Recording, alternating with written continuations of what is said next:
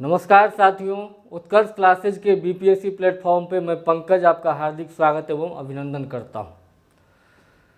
आज हम बिहार की संस्कृति से संबंधित एक महत्वपूर्ण टॉपिक को लेकर के आपके सामने चर्चा करने आए हैं, जिसका नाम है पंजी प्रथा। यह पंजी प्रथा 700 वर्ष पुरानी एक परंपरा है, जिसे आज भी बिहार के मिथिलांचल क्षेत्र में उतना ही महत्व और सम्मान प्राप्त है जितना इसके स्थापना के समय में था। यह पंजी प्रथा बहुत ही महत्वपूर्ण व्यवस्था है जो सामाजिक ढांचे को एक व्यवस्थित रूप प्रदान करता है, और इसके महत्व पे अभी हम आगे और विस्तृत रूप से चर्चा करेंगे। तो सबसे पहले बात करते हैं कि ये पंजी प्रथा है क्या। तो ये पंजी प्रथा बिहार के मिथिलांचल क्षेत्र में सबसे प्राचीन, यह विश्व की सबसे प्राचीन परंपराओं में से एक परंपरा के रूप में इसे मान्यता प्राप्त है, दर्जा प्राप्त है कि यह सबसे प्राचीन और व्यवस्थित वंशावली प्रणालियों में से एक है। यह मुख्य रूप से मैथिल ब्राह्मणों और कर्ण कायस्थों के बीच प्रचलित है। यह परंपरा न केवल एक सांस्कृतिक धरोहर के रूप में है, बल्कि विज्ञान की दृष्टि से, आनुवांशिक विज्ञान की दृष्टि से भी यह महत्वपूर्ण है। अब जानते हैं कि ये पंजी प्रथा है क्या। पंजी प्रथा परिवारों के वंशावली को लिखित रूप में सहेजने की एक विधि है। क्या है? वंश वृक्ष को चिन्हित करने का, वंशावली को लिखित रूप में सहेजा जाता है, और इसके अंदर वंश वृक्ष को गोत्र और मूल ग्राम जो है, इसका जो है विवरण जो है, लेखा जोखा जो है रखा जाता है। इसका मुख्य उद्देश्य यह सुनिश्चित करना होता है कि विवाह में सगोत्र विवाह ना हो।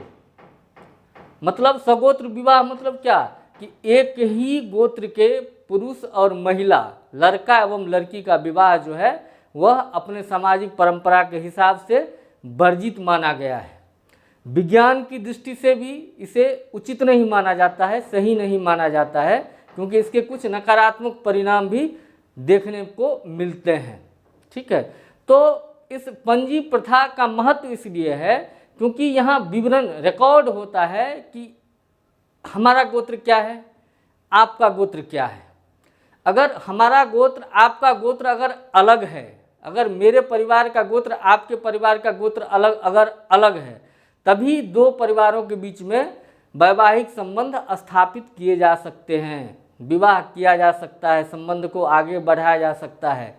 अगर हम सगोत्री हैं, मतलब एक गोत्र से आते हैं, एक ऋषि परंपरा के द्वारा जो स्थापित गोत्र की व्यवस्था है, अगर उससे आते हैं तो एक गोत्र में विवाह को जो है भारतीय परंपरा के हिसाब से वर्जित माना गया है। और मिथिला के क्षेत्र में इस व्यवस्था को बहुत ही व्यवस्थित ढांचा जो है इन पंजीकारों के द्वारा पंजी प्रथा के रूप में दिया गया है। अब हम बात करते हैं इसकी शुरुआत की। तो ये बीपीएससी परीक्षा के लिए या बिहार में आयोजित किसी भी परीक्षा के लिए महत्वपूर्ण क्यों है, उस पर जरा हम चर्चा करते हैं। ये पंजी प्रथा की शुरुआत जो हुई थी ना, ये कर्नाट वंश के एक शासक थे हरि सिंह देव जी। 13वीं शताब्दी ईस्वी में कर्नाट वंश के राजा थे हरि सिंह देव जी, जिन्होंने इस पंजी प्रथा की जो है व्यवस्था की थी, शुरुआत की थी। इन्हीं के शासनकाल में शुरुआत हुई थी। ठीक है, 1326-27 ईस्वी के आसपास। अब ये हरि सिंह देव जो थे, ये क्या थे?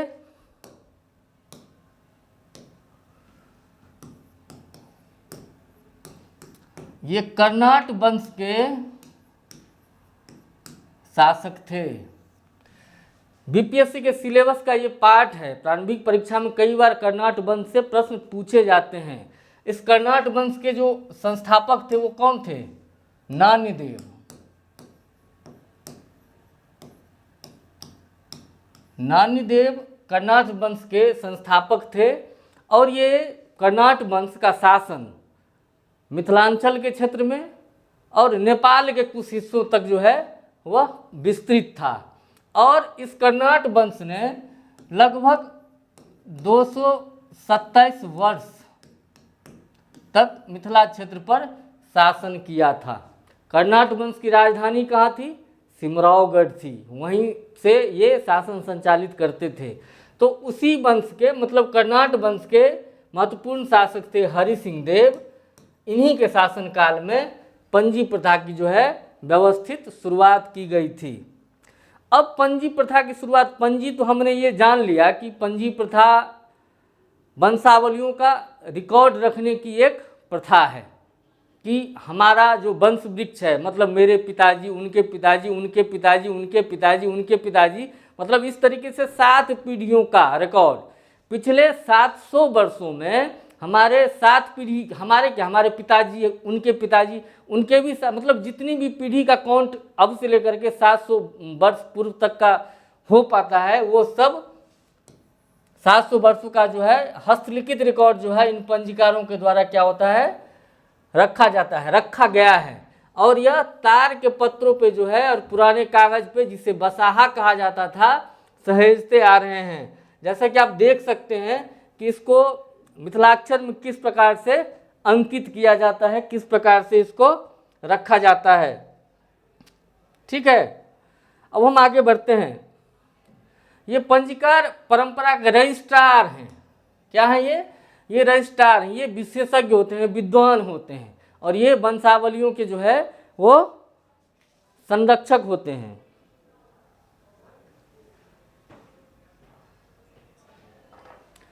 ये पंजीकार क्या होते हैं? वंशावलियों के संरक्षक माने जाते हैं, और ये परिवारों के मूल शाखाओं का जो है वो मिलान करते हैं। और विवाह तय होने से पहले मिथिला में एक परंपरा है, मिथिलांचल क्षेत्र में एक परंपरा है कि अगर किसी लड़के की शादी तय होती है या अगर किसी लड़की की शादी तय होती है, तो शादी को अंतिम रूप देने से पहले, मतलब फाइनल विवाह को फाइनल टच देने से पहले पंजीकारों के पास लोग जाते हैं। वर पक्ष के लोग भी जाते हैं और वधू पक्ष के लोग भी जाते हैं। दोनों पक्षों के लोग इन पंजीकारों के पास जाते हैं और उनके पंजी प्रथा के तहत जो 700 वर्षों का जो उनके पास में जो रिकॉर्ड है, जो वंशावलियों का, उनसे रिकॉर्ड का मिलान किया जाता है। वर पक्ष से 7 पीढ़ियों का मिलान किया जाता है और कन्या पक्ष से, वधू पक्ष से 5 पीढ़ियों का जो है मिलान किया जाता है। वर पक्ष से कितनी पीढ़ियों का? 7 पीढ़ियों का, और वधू पक्ष से 5 पीढ़ियों का जो है मिलान किया जाता है। क्या मिलान किया जाता है कि कहीं इनके बीच में रक्त संबंध तो नहीं था, कहीं पे स्वगोत्री तो नहीं थे। इस प्रकार जब यह चीज़ कन्फर्म कर लिया जाता है कि ऊपर से लेके नीचे तक, मतलब वर पक्ष के लिए, दूल्हा पक्ष के लिए 7 पीढ़ी और वधू पक्ष, दुल्हन पक्ष के लिए 5 पीढ़ी के बीच में कहीं पे रक्त संबंध नहीं रहा है, जब ये रिकॉर्ड के हिसाब से मैच नहीं करता है, उसके बाद शादी की अनुमति दी जाती है इन पंजीकारों के द्वारा। ये पंजीकार तब लिखित रूप में विवरण देते हैं मिलान करने के बाद कि वो यही अथॉरिटी, फाइनल अथॉरिटी होते हैं। ये बताते हैं कि ठीक है, अब आपका जो है आप शादी को आगे बढ़ा सकते हैं, मतलब 2 परिवार एक दूसरे से विवाह रूपी गठबंधन के द्वारा जो है अपने संबंध को आगे बढ़ा सकते हैं। तो ये जब वंशावलियों का मिलान जब हो जाता है, तो उसके बाद इन पंजीकारों, रजिस्ट्रारों के द्वारा जो है एक अस्वजन प्रमाण पत्र दिया जाता है, जिसे हम विवाह अधिकार पत्र भी कहते हैं। अस्वजन प्रमाण पत्र मतलब कहीं से लड़की पक्ष के 5 पीढ़ी, लड़का पक्ष के 7 पीढ़ी में कहीं से भी हम स्वजन नहीं रहे हैं, मतलब जुड़े नहीं रहे हैं रक्त संबंध के आधार पे, गोत्र के आधार पे। तो इस प्रकार हम अस्वजन प्रमाण पत्र हमें दिया जाता है, जिसको हम विवाह अधिकार पत्र के रूप में भी जानते हैं। और उसके बाद जो है वैवाहिक कार्यक्रम को हम आगे बढ़ाते हैं, इससे पहले नहीं। और इस अस्वजन प्रमाण पत्र को जो है सिद्धांत भी मिथिला क्षेत्र में बोला जाता है। तो जब किसी लड़के की शादी या लड़के की शादी जब तय होनी होती है, तो सबसे पहले जो विचार किया जाने वाला चीज़ है वो यही है कि सिद्धांत लिखा गया कि नहीं। समाज में चर्चाएं होती हैं कि फलाने की अगर शादी, अमुक व्यक्ति की शादी है, किसी लड़की की शादी है, तो सिद्धांत लिख करके आया है कि नहीं आया है। सिद्धांत मतलब क्या, यही जो प्रमाण पत्र की बात हमने किया है, अस्वजन प्रमाण पत्र, कि हम कहीं से एक दूसरे से वंश के आधार पे जो है जुड़े हुए नहीं हैं, रक्त संबंध के आधार पे जो है जुड़े हुए नहीं हैं, तो इस चीज़ का रिकॉर्ड रखा जाता है और उसके बाद ही जो है हम आगे बढ़ते हैं। अब बात करते हैं विवाह तय होने की प्रक्रिया। ये विवाह तय कैसे होते हैं? तो बिहार के मिथिलांचल क्षेत्र में, मिथिलांचल की हृदय स्थली मधुबनी जिला, वहाँ पे एक जगह है सौराठ सभा गाछी। गाछी बिहार में बोला जाता है जहाँ बगीचे जैसा परिसर होता है, बहुत सारे पेड़ लगे होते हैं, खुले मैदान होते हैं, तो उसको गाछी बोला जाता है। तो सभा मतलब क्या, लोग वहाँ पे एकत्रित होते हैं। तो मधुबनी में एक, मधुबनी शहर से लगभग 3 किलोमीटर की दूरी पे सौराठ सभा गाछी नाम का एक प्रसिद्ध स्थल है। इस स्थल पे लोग जाते हैं, एकत्रित होते हैं, पंजीकारों से मिलते हैं और वंशावलियों का मिलान किया जाता है। वहाँ पे वंश वृक्ष का, गोत्र का, मूल ग्राम का जो है मिलान किया जाता है और उसके बाद अगर मिलान नहीं होता है तो अस्वजन प्रमाण पत्र दे करके एक सिद्धांत पत्र दिया जाता है। एक लिखित रूप में जो है एक सिद्धांत पत्र दिया जाता है और उस सिद्धांत पत्र को वर पक्ष और वधू पक्ष दोनों अपने घर लाते हैं और मिलान चूंकि नहीं रहता है तो वैवाहिक कार्यक्रम को जो है गति देते हैं, आगे बढ़ाते हैं। ठीक है, तो ये सौराठ सभा गाछी जान लिया आपने, ये भी बिहार के संस्कृति का एक महत्वपूर्ण जो है अंग है। अभी 2025 में बिहार राज्य सरकार के द्वारा सौराठ सभा महोत्सव भी मनाया गया है। अब बात करते हैं कि उसकी स्वीकृति की। स्वीकृति कैसे होती है? ये सब चीज़ म्यूचुअल अंडरस्टैंडिंग के अनुसार ही चलती है। ठीक है, पंजीकार जो हैं वो मंगलाचरण मंत्र का उच्चारण करते हैं और उसके बाद रिकॉर्ड को जो है अपने पास सुरक्षित रखते हैं, सिद्धांत लिख करके जो है लड़का पक्ष और लड़की पक्ष को दे देते हैं। ठीक है, अब इसके वैज्ञानिक महत्व की बात करते हैं। यह पंजी प्रथा जो है यह किसी सामाजिक कुरीति या किसी सामाजिक रूढ़ि से संबंधित नहीं है। यह पंजी प्रथा ये हमें सोचने पे विवश करता है कि हमारे जो पूर्वज थे, आज तकनीक का युग है, तकनीक इतनी आगे बढ़ गई है तो हम तरह तरह की चीज़ों को देख पाते हैं, टेस्ट कर पाते हैं, भिन्न भिन्न प्रकार के अन्वेषण होते हैं जिसके द्वारा हम विकास के पथ पे आगे बढ़ रहे हैं। लेकिन आज से कल्पना करने वाली बात है कि आज से 700 साल पहले जो हमारे पूर्वज हुआ करते थे उन्हें भी इस बात का ज्ञान था, आनुवांशिकी का ज्ञान था, इनब्रीडिंग का ज्ञान था कि सगोत्र में विवाह नहीं होना चाहिए, समान रक्त संबंध वाले लोगों के बीच विवाह वैवाहिक संबंध स्थापित नहीं किए जाने चाहिए। तो निश्चित रूप से जो है यह पंजी प्रथा जो है यह वैज्ञानिक अवधारणाओं पे जो है वो आधारित है। ठीक है, आधुनिक चिकित्सा पद्धतियों के हिसाब से जो है ये बिल्कुल सही परंपरा है। यह किसी रूढ़ि का, किसी प्रथा का अंग नहीं है, यह विज्ञान पर आधारित है।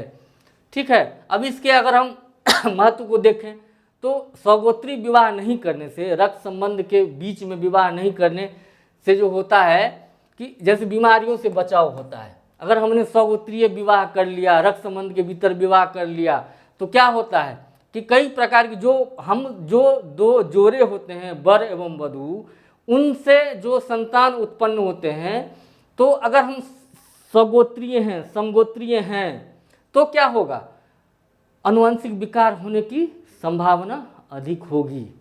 ठीक है, सब जो बच्चा होगा वो बच्चा शारीरिक मानसिक विकलांगता का शिकार हो सकता है। उसका जो इम्यून सिस्टम होगा, जो प्रतिरक्षा प्रणाली होगी, वो भी कहीं ना कहीं कमजोर होगी, ऐसा वैज्ञानिकों का मानना है। जीन सम्मिश्रण की अगर बात करें तो अलग अलग गोत्रों में विवाह करने से क्या होता है, दो नए जीन का मिश्रण होता है।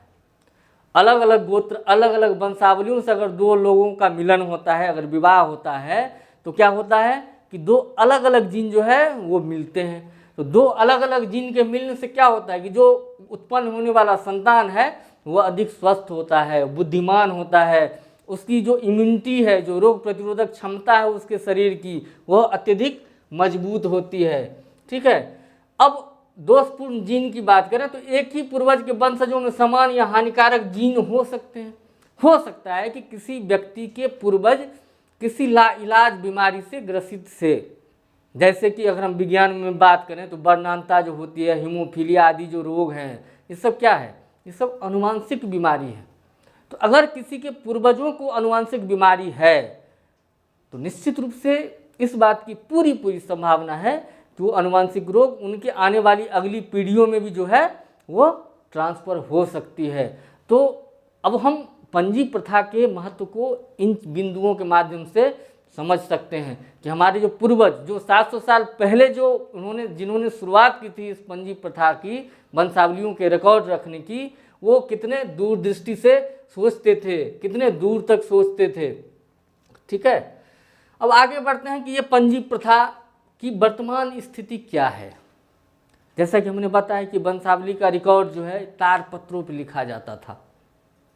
ठीक है, तो अब चूंकि युग बदल गया, जमाना बदल गया, जीवन जीने की शैली बदल गई, तकनीक बदल गए, तो अपने को इस सिस्टम में भी बदलाव, इसके संरक्षण में भी जो है बदलाव के तरीके अपनाने पड़ेंगे।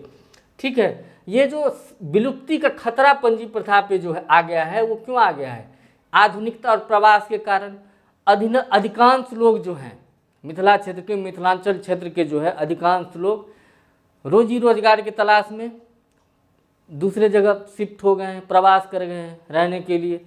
तो क्या होता है कि अब उनको ये जटिल लगता है और उनके लिए कठिन भी है कि अगर उनको अपने बच्चे की शादी तय करनी है तो वो मान लो कि कोई दिल्ली मुंबई में रह रहा है, कोई तमिलनाडु में रह रहा है, चेन्नई में रह रहा है, तो वो वहाँ से पहले ही आएगा, पंजीकार के पास जाएगा और उसके बाद सिद्धांत उससे लिखवाएगा वंशावलियों के मिलान के बाद, और उसके बाद जो है वो आगे बढ़ेगा, वैवाहिक कार्यक्रम को ठीक ढंग से संपादित करेगा। तो ये उसके लिए थोड़ा कठिन हो जाता है। वो जहाँ है वहीं पे स्टेबल है तो वहीं पे अपने बाल बच्चों का शादी ब्याह भी करता है। तो निश्चित रूप से ये लोग जो हैं इस प्रथा को कमज़ोर कर रहे हैं। क्यों? क्योंकि इनकी रुचि अब इन चीज़ों में नहीं है, जबकि ये हमारी एक पुरानी परंपरा है। ठीक है, और वैज्ञानिक परंपरा भी है। एक कानूनी और सामाजिक बदलाव होने से भी पंजी प्रणाली जो है उसको कहीं ना कहीं आघात पहुंचा है। क्यों? क्योंकि सरकार ने अंतर्जातीय विवाहों को प्रोत्साहित किया है। व्यक्तिगत पसंद के अधिकार, जैसे मौलिक अधिकार है व्यक्तिगत पसंद का विवाह करने का अधिकार, यह अनुच्छेद 21 के अंतर्गत जो है एक मौलिक अधिकार है कि आपकी शादी, आपको जिससे मन, जो व्यक्ति आपको पसंद है, आपका अधिकार है कि आप उससे शादी करें। ये आपका मौलिक अधिकार है। ठीक है, तो कहीं ना कहीं ये ऐसे प्रावधान हैं कि लोग व्यक्तिगत पसंद को जो है तरजीह देने लगते हैं। मान लो कि कोई व्यक्ति अपने गार्जियन को छोड़ करके अपने इच्छा से ही कहीं प्रेम विवाह कर लेता है, तो निश्चित रूप से फिर वो इन पंजी प्रथा और जो हमारी व्यवस्थाएं जो बनाई गई हैं पूर्वजों के द्वारा, इसका पालन नहीं करता है। तो कहीं ना कहीं पंजी प्रथा के संरक्षण में जो है इनका भी जो है, पंजी प्रथा का हौस में इनका भी कहीं ना कहीं योगदान है। उसके बाद दस्तावेजों का क्षरण, हमने अभी चर्चा किया कि ये 700 साल पुरानी परंपरा है।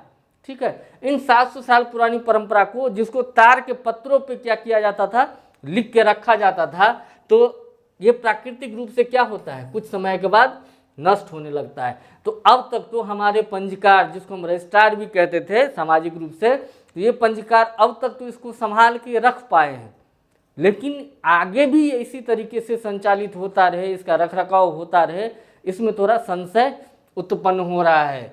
अब अगर बात करें पंजीकारों की, तो पंजीकारों की भी समाज में कमी हो रहा है। क्यों?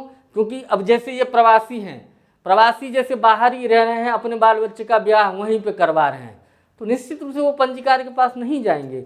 और जब वो पंजीकार के पास नहीं जाएंगे तो पंजीकार के आय के स्रोत में क्या होगी, कमी होगी। तो आय का एक निश्चित स्रोत नहीं होने की वजह से भी जो है नई पीढ़ी इस पेशे से जो है दूर हो रही है। ठीक है, अब बात करते हैं भविष्य की आवश्यकता की। तो भविष्य की जो सबसे बड़ी आवश्यकता है वो है पंजी प्रथा के तहत जो वंशावलियों का रिकॉर्ड तारपत्रों पे रखा गया है, पुराने कागजों बसाहा पे रखा गया है, उसको डिजिटलाइज किया जाए, उसका डिजिटलीकरण किया जाए। इससे क्या होगा, जो मिथिला की सांस्कृतिक जड़ को बचाने के लिए आधुनिक तकनीक का उपयोग करके हम क्या कर सकते हैं, पंजी दस्तावेजों का डिजिटलीकरण करके क्या कर सकते हैं, इसके अमूल्य डेटा को जो है हम सुरक्षित रख सकते हैं, जिससे इसका उपयोग नई पीढ़ी के लिए भी आसान हो जाएगा। आज की तकनीक के दौर में, कंप्यूटर के दौर में हमारी निर्भरता डेटा पे और डेटा के स्टोरेज पे अत्यधिक बढ़ गई है। हालात ये हैं कि हम एक मोबाइल नंबर नहीं किसी का याद रखते हैं। क्यों? क्योंकि पता है कि मोबाइल तो सेव कर ही लेता है, फ़ोन बुक में है, किसी को फ़ोन करना है उसका नाम खाली याद है, बस हम उसके नाम से सेलेक्ट करेंगे और हम कॉल लगा देंगे। ठीक है, तो कहने का मतलब डाटा को संरक्षित किए जाने की जो है वो आवश्यकता है। और मधुबनी जिले के सौराठ गांव में अभी जो हमने चर्चा की है, सौराठ सभागाछी है, वहाँ पे वर पक्ष और वधू पक्ष के लोग एकत्रित होते हैं और वहीं पे पंजीकारों से मिल करके वंशावलियों का मिलान करते हैं। और जो लग्न का जो समय होता है अपने भारतीय समाज में एक फिक्स समय है लड़के और लड़कियों की शादी का। पूरे 12 महीने 36 दिन हम नहीं कर सकते हैं शादी का काम। ठीक है, तो उसके लिए जो है एक समय बनाया गया है, एक शुभ तिथि निर्धारित की जाती है और उस तिथि को जो है हम वैवाहिक कार्यक्रम को तय करके आगे जो है अंजाम तक पहुंचाते हैं। तो ये सौराठ गांव है, तो यहाँ पे आज भी ये प्रथा है कि यहाँ पे लोग एकत्रित होते हैं और इस परंपरा को जीवित रखे हुए हैं। ठीक है, तो निश्चित रूप से ये भारत के गहन वैज्ञानिक बोध और सामाजिक प्रबंधन का जो है ये एक प्रमुख उदाहरण है। तो हम आशा करते हैं कि पंजी प्रथा जो बिहार की सांस्कृतिक धरोहर है, ये प्रथा, इसके बारे में जानकारी आपको मिल गई है, हमने चर्चा किया है, तो आप अवगत हो गए हैं। तो निश्चित रूप से नई पीढ़ियों का भी यह दायित्व है, जो एक सामाजिक कुरीति से जुड़ी हुई चीज़ नहीं है, जो वैज्ञानिक विश्लेषण के आधार पर भी अगर हम देखें, वैज्ञानिक रूप से, तार्किक रूप से भी जो चीज़ प्रमाणित हो चुकी है, तो उसे अक्षुण्ण रखना हम नई पीढ़ियों की जो है वो जिम्मेदारी है। तो निश्चित रूप से हम इसके अक्षुण्ण रखने के प्रति जो है आगे बढ़ेंगे और इसको संभाल के और सहेज के रखेंगे। ठीक है, अब अगले लेक्चर में मिलते हैं किसी एक नए टॉपिक के साथ। तब तक के लिए नमस्कार।